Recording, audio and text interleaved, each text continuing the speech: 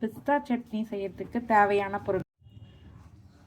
First பிஸ்தா எடுத்து உரித்து தண்ணியில் ஒரு 10 நிமிஷம் ஊற வச்சுக்கணும். வெங்காயம் ஒரு 2 வெங்காயம், ஒரு சின்ன தக்காளி, தேங்காய், முந்திரி பருப்பு 5 பல், பூண்டு ஒரு 6 பல், இஞ்சி கொஞ்சம் சிறிதளவு, பச்சை மிளகா காரத்துக்கு, கொத்தமல்லி தழை, கடலப்பருப்பு 2 ஸ்பூன். அதை பற்ற வச்சுக்கலாம்.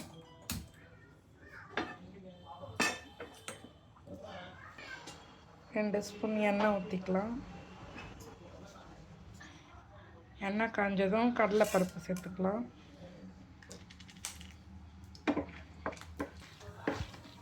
கடலைப்பருப்பு பொன்னிறமானோடனே இஞ்சி,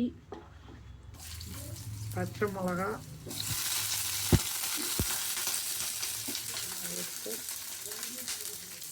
வெங்காயம்,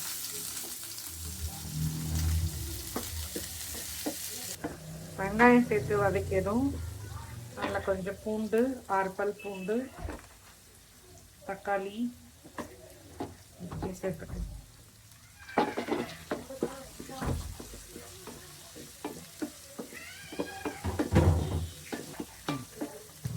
ரொம்ப வதங்கணும்னு வேணாம், லைட்டாக வதங்கினா போகும். இதில் முந்திரி பருப்பு 5 பல், ஊற வச்ச பாதாம் அதையும் சேர்த்து லைட்டாக வதக்கிக்கலாம்.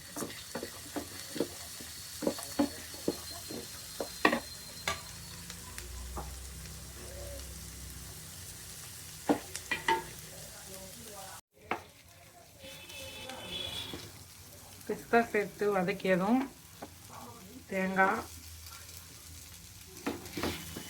கொத்தமல்லி தழை போட்டு லைட்டாக வதக்கினா போதும்.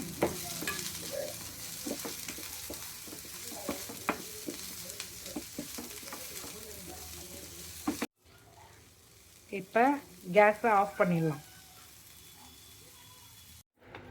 நல்லா ஆறுனதுக்கப்புறம் மிக்சியில் போட்டு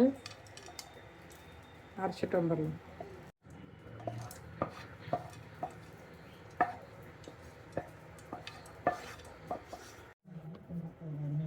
அரைக்கிறதுக்கு முன்னாடி தேவையான அளவு உப்பு சேர்த்துக்கணும்.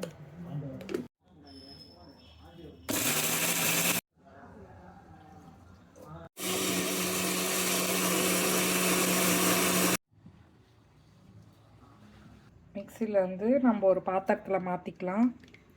தேவையான கொஞ்சோண்டு தண்ணி ஊற்றிக்கலாம். தாளிக் கரண்டியில் 2 ஸ்பூன் எண்ணெய் ஊற்றிட்டு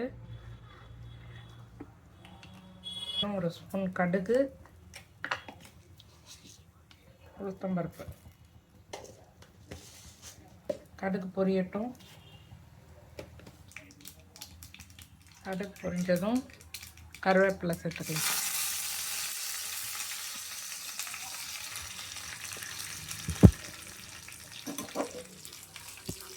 இப்போ நம்ம இதை அரைச்சி வச்ச சட்னியில் மேலே ஊற்றி சர்வ் பண்ணலாம்.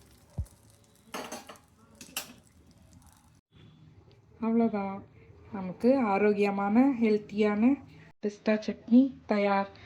தோசை, இட்லி கூட வச்சு சர்வ் பண்ணி கொடுங்க.